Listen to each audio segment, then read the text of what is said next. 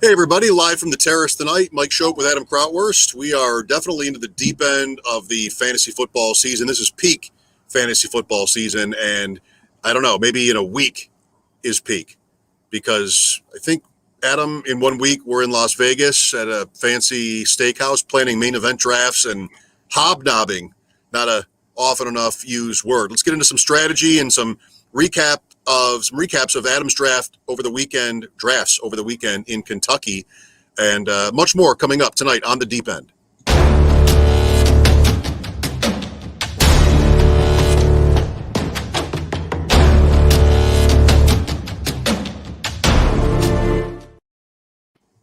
I had the same kind of problem here and there today on WGR. I think senility is imminent for me. I don't know. Hopefully it can wait at least a week. What word did you just use? Senility, as in becoming senile. Oh, Starting to misspeak a little bit more often than I would care to have happen. Oh, boy, well, that's no good. Welcome home. Kentucky was great. Kentucky was awesome. Yeah, it was. For those of you who don't know, I was in the Kentucky Fantasy Football State Championship. I'm still in the Kentucky Fantasy Football State Championship, but I am home. I forgot I had a draft tonight. I'm still a main event draft for them. So I am potting. I am drafting live. So if you hear that you are on the clock, don't mind me. But yeah, it was the best time.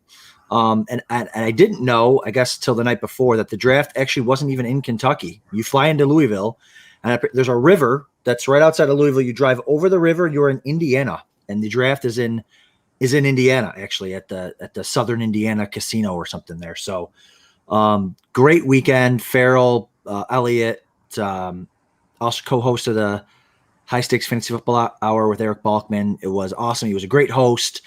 Balky was there. Gerzak was there. Danny Mueller, Chad Schrader. I'm sure I'm forgetting some names. A lot of people were there that are going to be in Vegas. So it was awesome to draft with them and do some drafts, different format. It's a start 3 receivers, not Superflex. I'm sorry, not tight end premium. And it's third round reversal. So it was a whole new ball game out there. Right. Those are all important variables, right? I mean, any experienced drafter comes to learn about even 3 receivers. For me, I thought I was experienced until this year, I guess. I mean, last year I did not play that differently at all. I didn't appreciate the difference in starting 3 receivers versus 2. Tight end premium is more obvious, I guess, and third round reversal is as well. That makes choosing your draft position, tougher, more interesting. Does that take you off of 1-1? I know that in these drafts you bid on your draft position. I mean, 1-1 would have to be less desirable with third round reversal, but it wouldn't have become undesirable, right? Yeah, it wasn't. So, we don't have time to go through every draft but the 4 big drafts out there are called the big paybacks.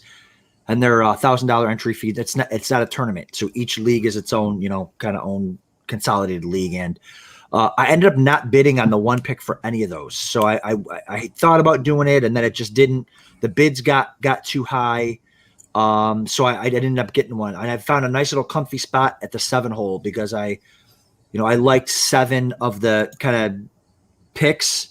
I like kind of 7 guys there. And so that's kind of what I ended up doing. Yeah. So, and for people who don't know, you bid your own fab budget. So the waivers are just like FFPC, blind bidding fab dollars, but you can use those fab dollars on your draft spot, which I think is really cool. So the 1 would go for a bunch. The 12 would go for a bunch. The 11, probably the 1, 2, 11, and 12 went for the most because it's third round reversal. So people want to kind of get that turn. So I found that sitting at 7, saving all my fab money and getting a guy that I felt comfortable with, I think was ended up working out for me. So, and I can pull up a board here if you want. Yeah, let's take a look at one and see what you mean. I wonder who the 7 guys are. I'm guessing there's at least 1 wide receiver in that group of 7, maybe a tight end. It was actually 3 wide receivers, actually. So the receivers went off the board like crazy, right? So I don't know. Let me actually zoom in here so people can see it a little bit better. But looks like Elliott. Yeah, so it was between Elliott and Dick. So the 7 guys I had were McCaffrey, Cook, Kamara, Adams, Hill, Diggs, and Zeke. So those are my 3 receivers, 4 running backs. Because in these drafts, I know that even the FFPC draft rooms are crazy for receiver. Like we talked about it last podcast, receiver mania. That those were the 7 guys that I liked, and to me there was a tier drop off after that for running back and for receiver. So I wanted to be in the 7 spot, and I took Zeke. If I would have known that Barkley was going to come back around to me in the 2nd, I would have taken Diggs. But again, I'm not going to show all the boards, but Barkley fell to me quite often in the 2nd round of this whole weekend. So even later than this. So I thought that was super, super interesting. And again, receivers went like crazy. So I went in a draft where you start through receivers. I ended up starting running back because I just couldn't turn that down. But what do you think, Mike? I went quarterback and tight end early because I thought that's where the value was. I took Mahomes as the first quarterback off the board. Mm-hmm. But what do you think of this squad here? Well, I wonder. I'm guessing that because of how round 2 started, you were ready to go on one of those 3 receivers, any of them, maybe not Jefferson. Would you have taken Jefferson instead of Barkley? Probably, yeah. I mean, one of them would have been gone, I guess, or someone else. But Hopkins, I think for sure you would have, or I would have probably, and Metcalf also. If that's how you were thinking, that's what you're saying. You were thinking that way. Mahomes must have been an interesting call. You're going from right to left in round 5 in this one, different than FFPC. Yep. And Andrews is the tier break. So I had a football guys like this where I know one of the cardinal sins in drafting is taking an early quarterback and tight end, if you consider at least round 6 to be early. And right. I did that once because wide receiver was so popular that I just didn't like my choices, and maybe that happened here. Yeah, so this was my first draft. This was my first big payback, so I didn't really know what to expect as far as draft positions and what the guys are going to do. Again, you got Chad Schrader in here. You got I get the chasing the helmet guys. How could I forget them? Scott and Jay were there. Death Dealers was there. Danny Mueller. I mean, this is the who's who. But all those guys are going to be in Vegas. So I didn't know what to expect. And if you just look at that, like you said, the 3rd round goes from right to left because it's 3rd round reversal. And if you just look after I take Cooper, 1, 2, 3, 4, 5, 6, like a 12, 13 receivers go before it gets back to me. And it's like, 1 tight end. So like, I feel like if I would have been a little bit, although I'm probably like feeling over Chase right now. So I'm not crying about that. And I think I might like him over Deontay Johnson maybe, but it's just, they're absolutely insane run on receiver there. It was just wild. Like I was expecting it heavy early, but maybe not that heavy, so, I kind of learned as the weekend went on to really just pound receiver early and kind of fade, and take running back. But I think I ended up liking, I ended up going with 6 straight receivers there from rounds 8 to 13. Just banking on two, maybe 2 or 3 of them hitting kind of here and there. Beasley, Demarcus Robinson. I wanted to get that little piece because I hate coming out of like if you go Mahomes, I hate coming out with naked Mahomes, right? Like no Chiefs at all to go with him. So I wanted to get some of that. But all in all, I think it turned out okay. If Zeke and Saquon stay healthy, and again, there's waivers in this too, so I think this team ended up being all right for me going tight end and quarterback early. Real quick, Henderson is interesting here because you still had wide receivers, including one of your favorites, Mike Williams, in that spot. Again, we're going right to left in the odd rounds, starting in 3, so 7. Yeah. Did you just feel like you couldn't resist Henderson? Yeah, I feel like Henderson goes, in the 4th round of the FFPC. So at the 4 or 5, I was like, you know what? I'm just going to go with the best kind of value here. Like this is my flex position. So who's going to score me the most points? And I knew I was going to go after that. I was going to go 5 or 6 straight receivers. So I wanted to be able to say, okay, Darrell Henderson, you're going into the flex, and now I just need to take one of these next 5 receivers has to fill my wide receiver 3 spot. So that's kind of what I decided to do there. And again, this was the first draft I did, and I think they got a little bit better after that, except for the one I'm going to show you here coming up. Go ahead. This one had me on tilt. So I picked out of the 11. This was the one time I spent up for a draft spot. Picked out of the 11 hole because it's third round reversal. So I wanted to hit that beginning of the third round. I haven't been at the ends at all. This was my second to last draft for the big payback. And now you might like the team. I sent it to another guy that's part of the portfolio that he loves the team. But man, I got to tell you, I was on tilt the entire draft. I felt like I picked 11th. I felt like I was at the end of every single run. I felt like, to get the guy, every player I wanted was gone. So, I mean, if you look compared to the last draft, 5 receivers went before pick 10. Like I was planning on this draft going, hey, I'm going to go receiver here. Kind of like the guy at the 11 in the last one was able to have some receivers there available. But once Kelsey was there, I said, you know what? I'm just going to go with Kelsey, and I'm just going to dominate to tight end. It's not tight end premium, but I still think that's a fine spot for him. Came back to Justin Jefferson because I needed one, and then even at the 3-2, I thought Edwards-Helaire was a fine pick there. The only running back in that round, as it turned out. Only running back in that round because I think he's the last one in that tier, Mike. So I think it goes from 3-2 to 4-8. Isn't that insane? 3-2, yeah. Yeah, exactly. So, and then it got to 4-8. I wanted, again, you see all those receivers from Robert Woods to Antonio Brown. Antonio Brown in round 4. Yep. It's absolutely insane how that receiver run goes. So I said, you know what? I have Kelsey, I have Edwards-Helaire. Let me take Patrick Mahomes again. These aren't tournaments. So I'm not too bummed when I have to take a quarterback early because it's not a tournament where I'm competing for 500K. So I'm okay with taking one early and then just fading it for the rest of the time and using waivers or whatever. But so I was okay with that.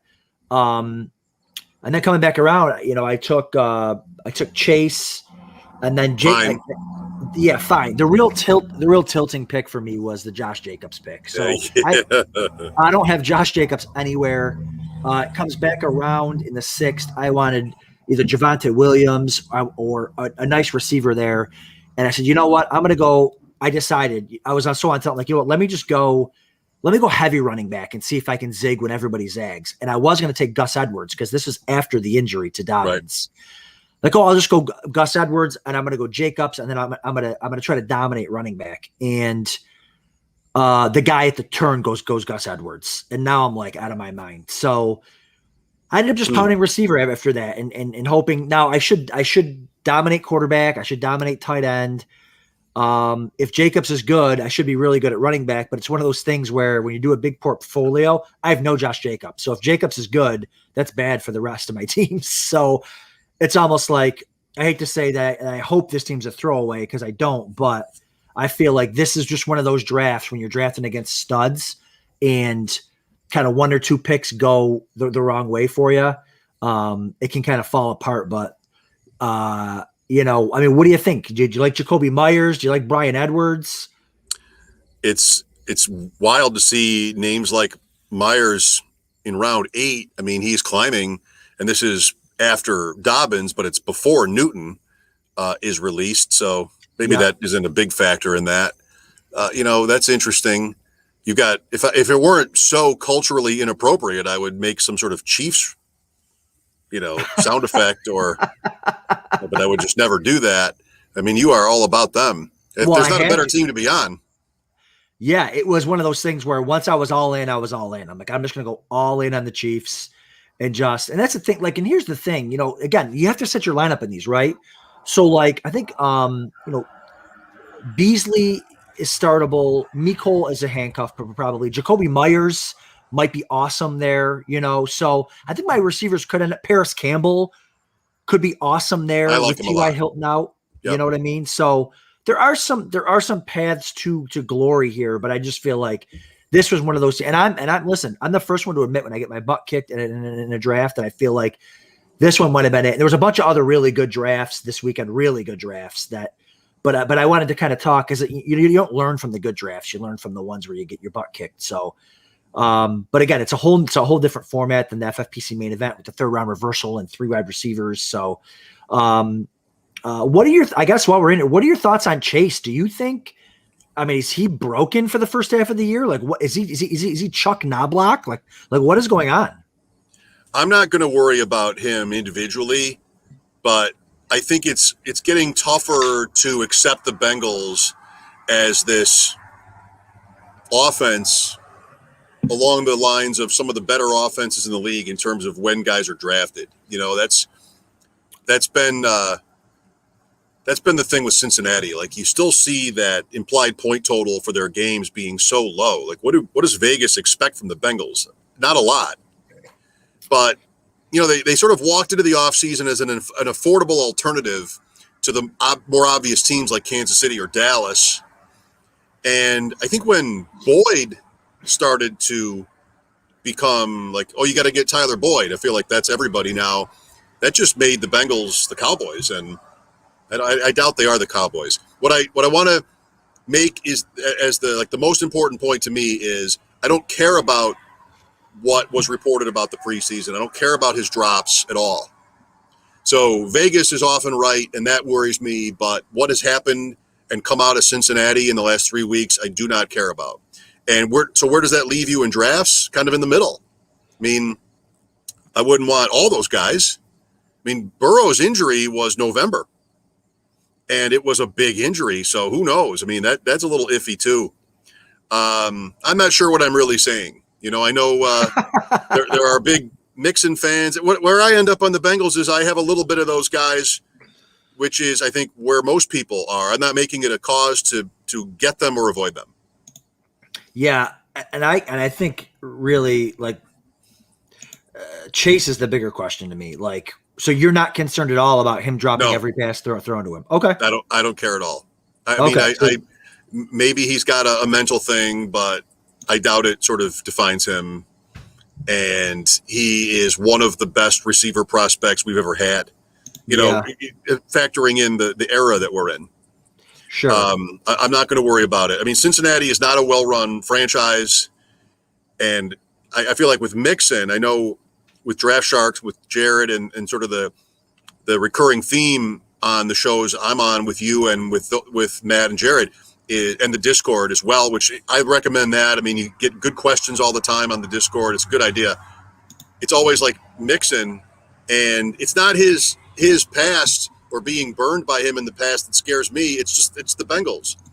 I mean, it's the game in Baltimore last year where they were losing like 31-0, and Mixon touched the ball 15 times in a row. Like, just what are you doing? Do you care about saving him or how are you using him? And then 2 weeks later, he was done for the year. We didn't even know it. They played that out weirdly too. It's not a team you can really trust. I think they work. I still don't know if I'm saying anything here. They work as a contrarian kind of cheaper build, which I said I thought they were for a while, and now they're not quite that. So you have to believe a little bit maybe to buy into them at what the prices are. Does that sound like is there a take in there?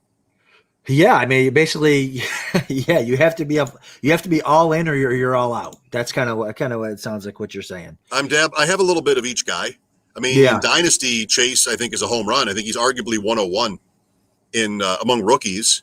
Yeah. In Dynasty, I don't really mind that at all. There's certainly nothing that's happened there, or even the current state of the Bengals that I care about for that.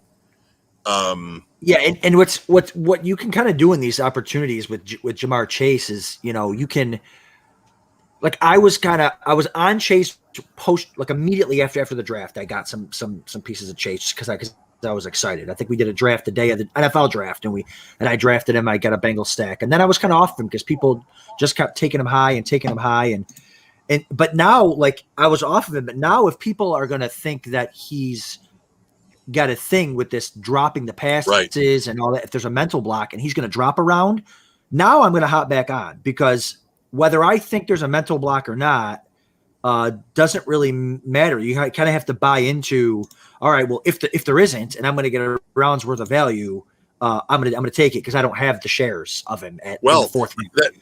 That's a great point. You know, but you have to see it. you have to make sure to protect against just walking in thinking like, I'm going to get value in Jamar Chase tonight because of these drops. But you have to make sure you see it and not just assume you're going to get that discount. Right. Exactly. I think maybe tired is the Bengal stack and wired is the Jet stack. Oh, you've been wired. Then you've been wired for 3 months, Mike, because you've been all in on that. But hey, listen, you were right. That Corey Davis flying up draft boards.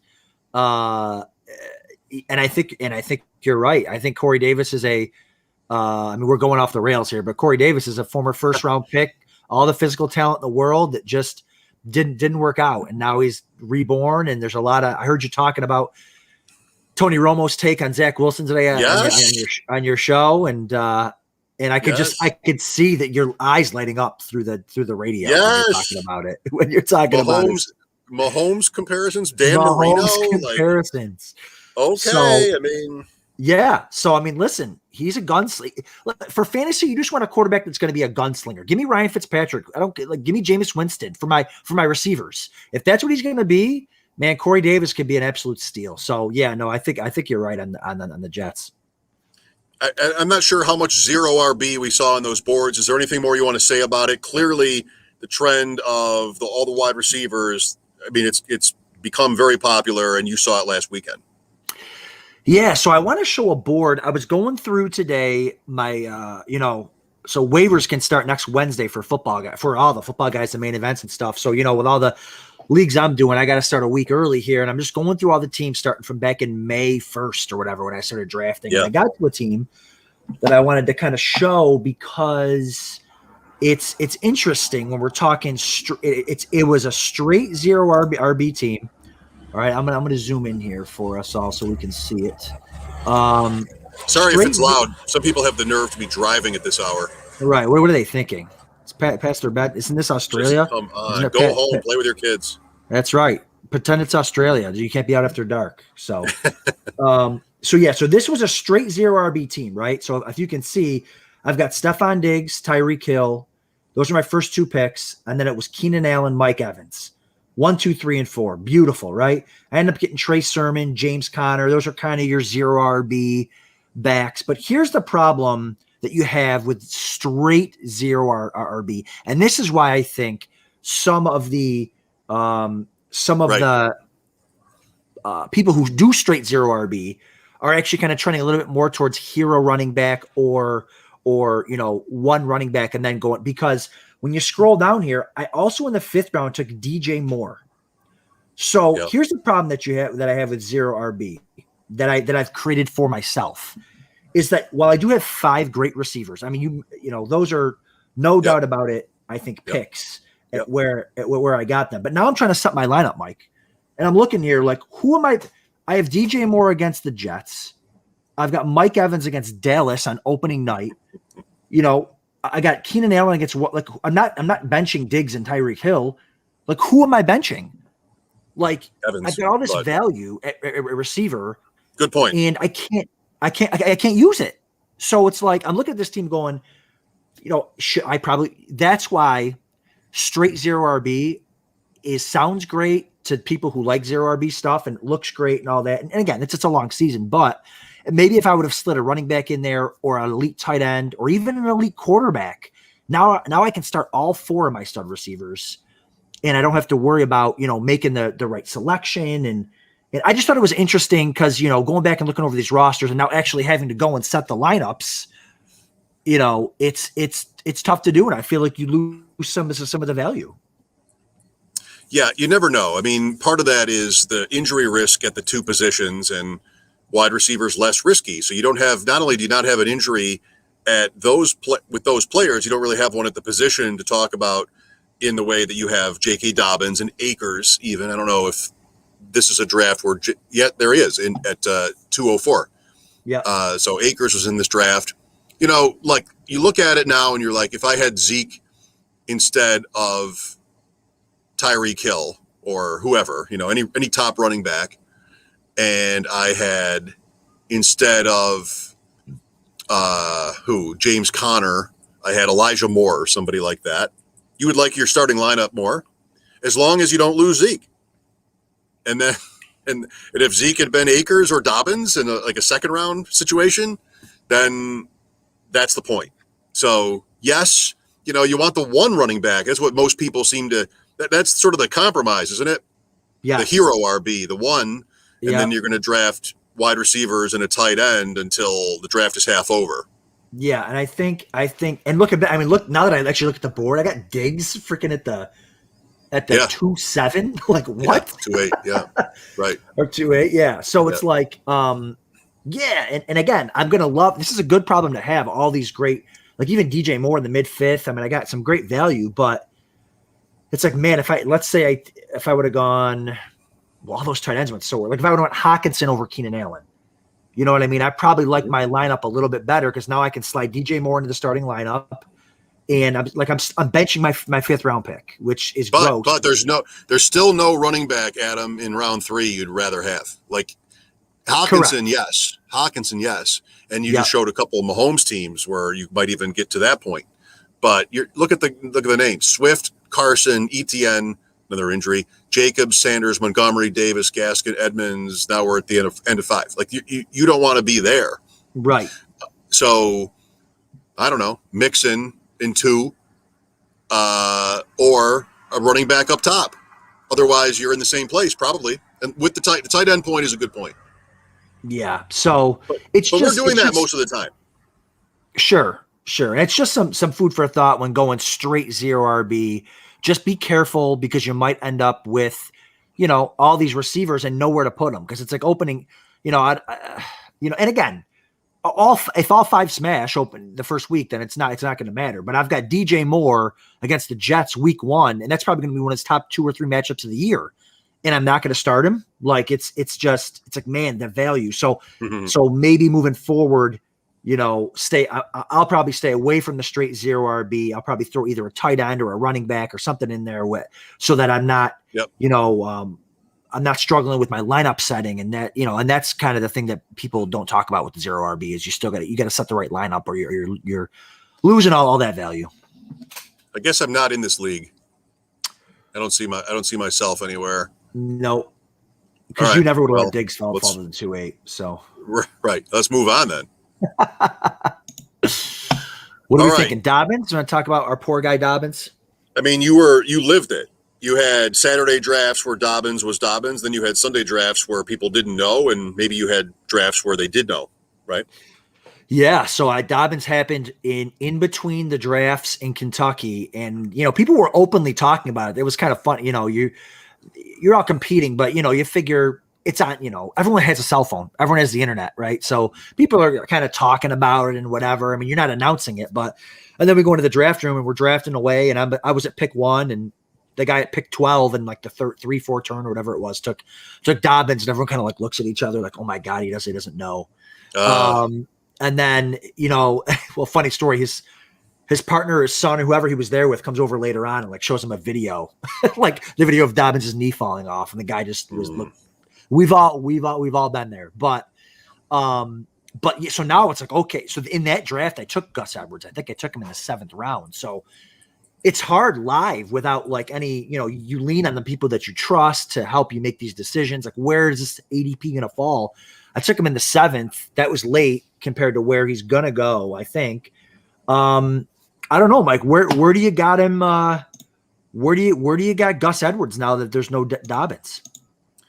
I think it's probably right to expect Baltimore to use him heavily because he was already considered that way. All these running back 2s within teams are looked at differently. They're a little different from each other. Pollard is one thing. Madison is another thing. Chuba Hubbard is in case of emergency. Like they're all A.J. Dillon. Like they're all a little bit different. Kareem Hunt is, okay, like that's serious volume comparatively. There's all these, they're all a little bit different, at least in terms of how we read it. And what was Edwards rather? He was, they like him. They tendered him that 2nd round tender, so they wanted to keep him. Yep. And he mattered. They let Ingram go. They let Ingram go before the season was over, and they were obviously a playoff team. So, they have shown that they think Edwards is capable. Is the workload of a number 1 problematic here? Not necessarily. I mean, he hasn't been used heavily in the past, but he's been used. In fact, he's got 3 seasons in the league, and they're all almost identical statistically. They're all like 700 yards. I don't have it in front of me, but it's funny how close they are. It's like Kamara with his reception total in recent years, or Chris Davis in baseball batting the same exact batting average years in a row. There's a little bit of that with Edwards. I think this Tyson Williams, and as an aside, it is so cool to me that guys like us can go an entire off season and get to the week before the season, and here's a relevant person we've never heard of. Nobody has drafted him ever. It sounds like James Robinson, Mike. a little bit.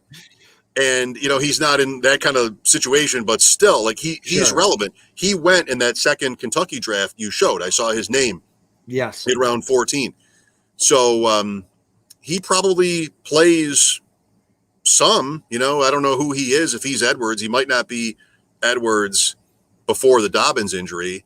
Edwards is not going to catch the ball, right? Like, that's not a part of this. But neither was Dobbins. Dobbins wasn't. Neither was Dobbins. That's right. Well, what's interesting is Dobbins gets hurt catching the ball. I know, that's too bad. He's not going to get catches this year. Oh, wait, maybe he is. Oh, no, never mind. So Gus Edwards is going at the, according to Fantasy Mojo ADP, the last 2 days, Gus Edwards is going at the 6'3". I still think that's low. I mean, he's a guy that's going to get, who is this other running back, right? Who are these guys? Like, unless they bring somebody in, and they could, and even if they do, like you said, they like Gus Edwards. He looks good when he's running. He knows the scheme. He's been there. Like, he's, I don't want to say maybe the 6th is too low, but man, when you start heavy receiver, Gus Edwards is a fine pick there, and I still think Mike Davis, I think here's what, if Gus Edwards had been in this situation all summer long, people will be talking about how he's Mike Davis, how, either, his role isn't secure. He's not that good of a running back. You can't trust the situation, blah, blah, blah. So I think that's what's got him kind of hanging down in the 6th round. But when it comes to week, I've got Gus Edwards on a bunch of teams. I feel super comfortable putting him in my flex or at my RB2 on some of these teams where I went running back early and then a bunch of receivers. I love the fact that I can slip him in as my RB2 or my flex. Well, they've rushed for 3,000 yards 2 years in a row. They know how to do it. There's only 4 teams. They're 2 of the top 4 rushing total teams in NFL history. The Ravens, they know how to do it. Now they did also, it's always back and forth. They did also commit, it seemed by their actions, to a more balanced offense, to more passing. Of course, those guys got hurt. Yeah. I don't know. I guess I agree more than I disagree about that 6'3" point or the 6'2" point, whatever the number was on his draft position. I certainly wouldn't shy away from him there. It just depends on how you're building your team. And I know it's kind of like what everybody's saying now, but I don't want to pick a running back in that area. So. And I totally, I totally get it. But I think he fits in that area of, maybe Darrell Henderson might have a little bit higher of a ceiling, but Darrell Henderson, Kareem Hunt, Trey Sermon, Miles Gaskin might have a higher week-to-week ceiling too. Mike Davis, it's like Mostert. I think maybe. I'm sorry. Mostert has kind of crept up a little bit too. What if San Francisco had one running back that we all agreed on? And that's a great question because they're both very good rushing offenses. Yeah. And they haven't produced like the Ravens, but they're given the benefit of the doubt that they can.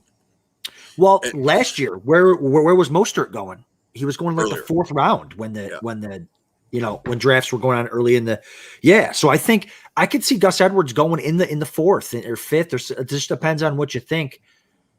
We don't know anything about these other running backs. They might be awful. Gus Edwards might be on the field every single play. Like he might be Mike Davis from last year. Obviously, Mike Davis gets the catches, but do you want Mike Davis? Not really. Did you want Dobbins? Not really. That answers your question. He might have value, but you don't want to build your team that way, I think. Sure. Okay. Now, will you get over yourself when it comes to Cam Newton and me? What did I ever say? What did I ever say? It's not, what do you mean? It was, I don't even know. You said he was better than Eric Dickerson, I think is what I heard, what I heard you say. Something At what? Like that. At passing? Yes, probably. I'm not sure. I don't remember Eric Dickerson throwing the ball too often, but yes. I just. What did I ever say? Oh, Cam Newton's cut. You're like 5 seconds later. Adam's like, I can't wait for your show. I mean, listen, aren't you just so happy that I think of you all the time when it comes to fantasy football? Yes. Listen, I have 20 years of sports talk radio and people yelling at you every day. I have come to get. I have peace when it comes to, hey, this person that's mean to you, actually, he cares about you, and that's a win. That's what I'm saying. I am zen when it comes to that. But I think you must actually think a certain thing about me and Newton. Like I will say, and this could be it actually. Like I was optimistic for him there because I think that franchise deserves a lot of benefit of the doubt. And there were we talked about it on a recent show with Jared. Like there were easy excuses, I guess, for why it didn't go better for him last year. He was in late. He was still hurt. He was sick. Like there were new offense, no weapons. I saw it working out. I thought there was a path to it working out. I think there's the vaccine piece to it. Who knows what was actually happening, for the most part in practices. We have reports. What the variable was I did not think about was that Jones has been great. And you have games where he's been great. You have practices where people are like, wow, this guy is great. And, to some extent that's compared with Newton, but sorry, Adam, not in terms of PFF. Like he's got the greatest quarterback preseason since Mahomes when he was a rookie. I don't know. I was not expecting that because, why would you expect that? I think Jones played well enough that they could do the thing that they were always going to do eventually right now, which is get out of Newton. And I think also he would have been a strange backup. He'll be somebody else's strange backup now. Anyway. Right. Yeah. I don't think the Newton move doesn't change too much about the fantasy season in terms of past drafts or future results, I think. Yeah, I don't think he'd be a good backup because I think he really, obviously, well, they all want to be starters, but I think he really thinks he still can and maybe he can. And I don't think he wants to mentor, which is fine. It's his prerogative and all that. But, it's funny. So I was in Kentucky and I looked in that third preseason game and all that. And I was out there with my buddy, Chris Wagenbaugh, who's a big Bills fan. And I just remember looking at him with this, like the Bills looking at him. I'm like, dude, are you worried that Mac Jones is going to be really good? And he's like, yeah, I am. And it's just like, it's like, but from a fantasy perspective for this year, I think I tweeted it out. I think everyone in fantasy's draft stock goes up. I think he's obviously going to be more of a passer than Cam would be, less of a runner clearly than Cam would be. And I think, if you've got those pieces, if you've got, the running back, it's funny. You get the Damian Harris, it boosts his stock because they're going to hand it to him, and it boosts James White's stock because they're going to pass it to him. Like everybody goes up. And I think that's really cool for fantasy for guys who have been kind of betting on this offense, or maybe not betting on it, but just getting little pieces along the way. When the value's there, you're taking your, I've got a bunch of Jonnu Smith, Hunter Henry stacks. It's like, oh, that's pretty cool. Like maybe that'll work out. So, it's just like you said about kind of the running back situation before. Like here we are a week before with New England, and we've got a whole new kind of life to this offense, right? As far as fantasy, Jacoby Myers, so I think it's going to be super. I think it's going to be super cool to kind of have them go from kind of Cam Newton, where it's just the only, he's just kind of bringing his own value up whenever he's got the ball to Mac Jones, who's the exact opposite. But James White. Yes, James White, 100%. Absolutely. Ramondre Stevenson is a pulled hamstring away from one of these starters to be in something, and for people who are, I've been drafting Ramondre Stevenson all off season. Ramondre Stevenson didn't do anything with the first team at all this preseason. So Damian Harris is the guy.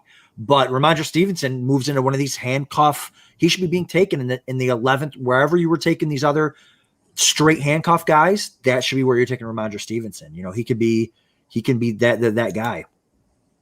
James, is he going to catch the ball? I don't know. James White, has that history. Yeah. Mac Jones, as of today, is the favorite to win Offensive Rookie of the Year in the NFL. That's just crazy. Really? How's your draft going, by the way? Did you hear me with Brandon Bean today for 20 minutes? You know what? I didn't have a chance to. Talk to me about it.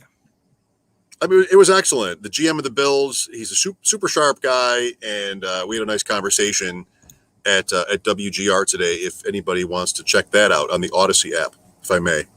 There you go. You absolutely may. A couple more quick things here. Irv Smith, speaking of injuries, out for the year. He was one of those, like if you wait on tight end, which sometimes you were forced to, he's one of those guys in the middle that was fine. He was a fine idea.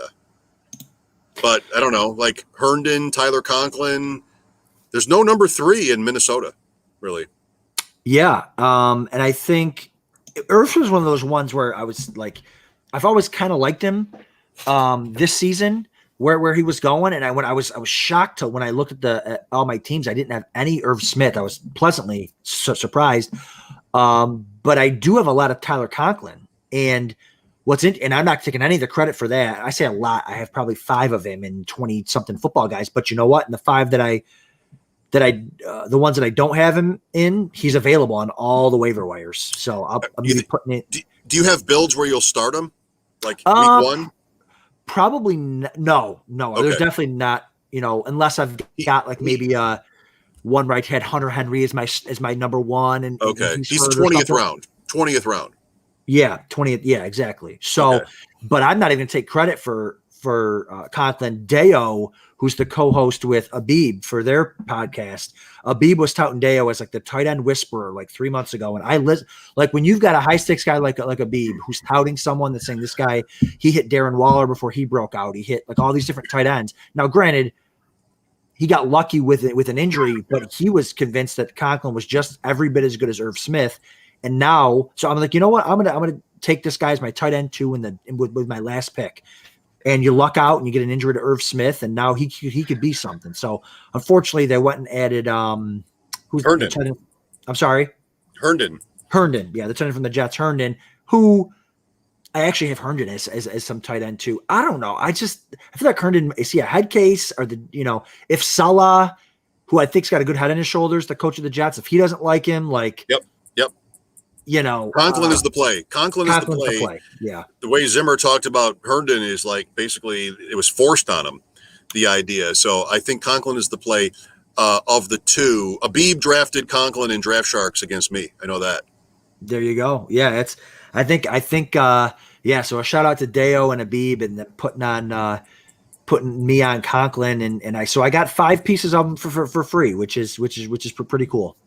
I have a team I looked up today because all the movement in the league the last 2 days. Tyron Johnson, who was cut by the Chargers and claimed today by Jacksonville. I mean, there might have been double digits teams claiming Tyron Johnson, and Jacksonville had the first pick, being the worst team, and they got him. I don't love the result there because they already have 3 pretty usable receivers. So I don't know if I need an injury for him to be relevant, but I like the player a lot. In my opinion, it's a bad sign for the Chargers that and really this is the point. They drafted Palmer, and is he even better than Johnson? And then maybe because they drafted him, they had to hang in there. I don't know. I don't like any of that for them, but I like Johnson, and I think with a couple of lucky breaks, he could be interesting in Jacksonville. You brought up Jacksonville, so I just want to put this in there. Laviska Shenault. This isn't any deep PFF analysis. He looks like a man-child out there. Dallas, the Dallas game. Oh, they had that series where like he wasn't really even in, and then they brought him in, and he went screen pass, ripped through 3 defenders, gets it down to like the 5-yard line, immediately with a slant pass, gets it to the goal line, and then immediately a corner route for a touchdown. Like 3 plays in a row. He looks like Des Bryant. It's just draft Laviska Shenault because I think he has an opportunity to be really special, especially with Etienne hurt. He's going to get all that kind of short to intermediate passing game. He might get some carries. I think he could absolutely smash. You need competent coaching there, and that is a big question mark. I want to preface my meaningless comp with a point about how meaningless comps are, because I don't know if the body type is exactly right, but when I watched those plays, I thought of Godwin. Yeah, running that style, sure. I think he's just built like a running back. Like, he's so big and strong, and I mean, that play, he's like Deebo Samuel, but even, he gets that ball and just the way he ran through 3 defenders on that one. And again, I'm not a expert film guy, but I got a pretty good eye test. And if they're willing to use him like that, he's flying up draft boards. So like the days of getting him and even the 7th round are long gone, so, yep. But I think he's worth the shot even in the 6th round. Do you have Mojo up on Shenault? I can do it. Yeah, I can do it. It's gotta be early 6 right now, doesn't it? Laviska, he's going at 6:12. 6:12. Okay. Yep. The last 2 days. So, but he's going right in there. I'll bet you he goes before that in the bare knuckle, which is a week from tomorrow. By the way, well, you can't make the bet if you're in the draft. Come on. Well, I would do it in the 6th round. That's exactly where I'm drafting guys like that. And no matter where we pick, put me down for Shenault. Everybody's going to write that down because I know how how seriously fantasy players, they do their research on the other players. Scott from Jay and Scott is in a main event with me. I know that. Yep. So that'll be cool. One more. Is there time for my auction tip? Yeah, the Superflex Auction Tip of the day. Right. So, again, last year I started this with you, and I knew nothing. I got involved in Draft Sharks Invitational, Pros versus Joes. I was just like a contest winner in these things. I did okay. Anyway, but so auctions, as recently as May in the Empire Niagara draft that you and Mike Leone and I did together here in the Buffalo area, I still didn't realize this, but I know it now. And I was in a Superflex Dynasty auction startup Sunday night. And I just knew quarterbacks are power. That's the tip. The more if there's no limit, load up. They are power. Worst case scenario, you are going to have multiple extra quarterbacks, and someone there, this is exactly what happened to me Sunday night. Someone in the room is just completely baffled by why you would need 5-6 quarterbacks. Like, what is wrong with Mike?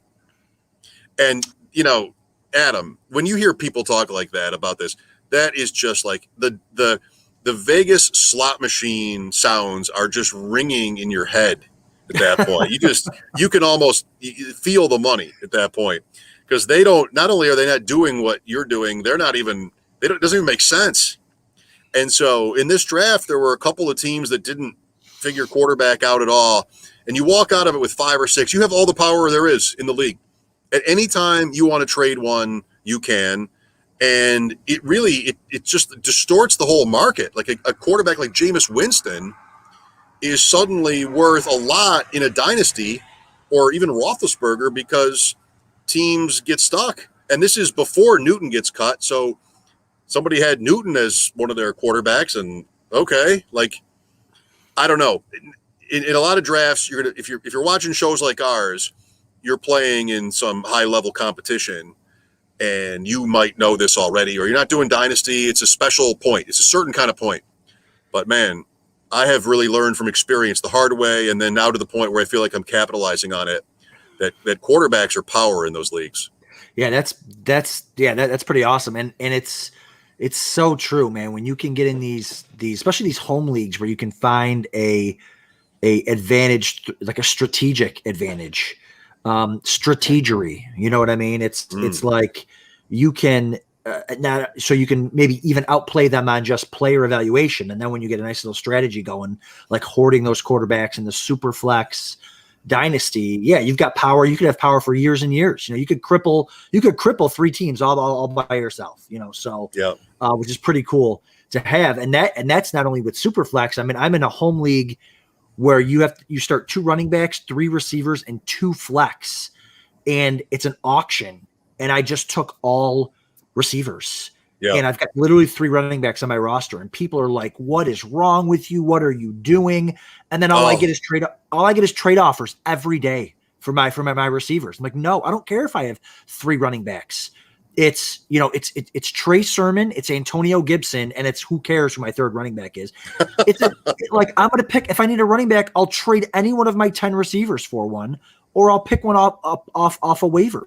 Like, you guys just don't get. It's so great, like you said, it's so great when nobody gets it and you get it, and that happens a lot in home leagues, not so much in the Kentucky Fantasy Football State Championship where everybody gets it. Yeah, with that, we'll wrap tonight's show. The Deep End hits the road next week for Las Vegas, Nevada. Let's go. We are drafting main events Thursday, Friday. We have Bare Knuckle Thursday. We have a couple of nice restaurant reservations. We'll be around. If you recognize Adam's Adidas line or my glasses and giant forehead and hair, please say hi. We'll be out there. I mean, I'm there Tuesday or there Wednesday, and I can't wait. Yeah, super, super stoked. Going to be a packed week. Actually, I'm not even going to be there next weekend. I'll be there during the week. But, yeah, come say hi. We'll do a podcast. We'll get everybody on there, and it'll be fun. Okay, thanks, everybody, for watching. Enjoy your drafts. Let us know what you think of the show, of any sort of opinions that you might agree or disagree with.